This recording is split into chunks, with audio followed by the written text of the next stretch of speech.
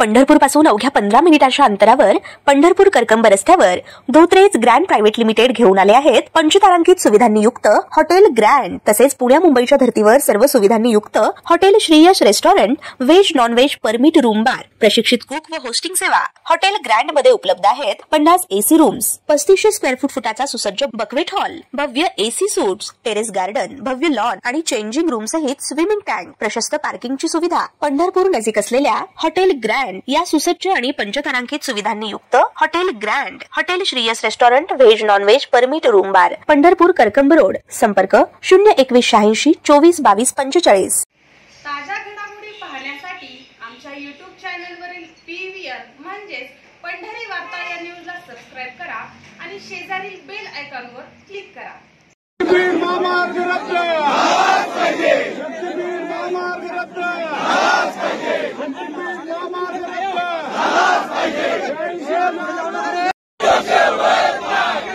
काही महिला शेतकरी सुद्धा आहेत आणि राजकीय पक्षाचे पुढारी सुद्धा या आंदोलनामध्ये आहेत। या ठिकाणी कार्यकर्ते मोठ्या प्रमाणात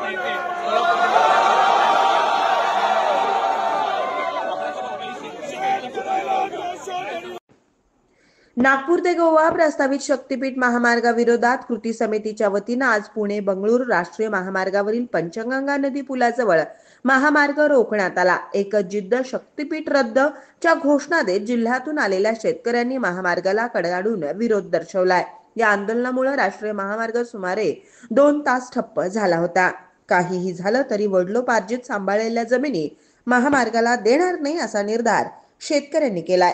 तसंच यावेळी संतप्त शेतकऱ्यांनी पंचगंगा नदीत जलसमाधी घेण्याचा प्रयत्न केला, मात्र बंदोबस्तासाठी असलेल्या पोलिसांनी शेतकऱ्यांना अडवलं। सरकार विरोधात दिलेल्या घोषणांनी राष्ट्रीय महामार्ग परिसर दणाणून गेला होता।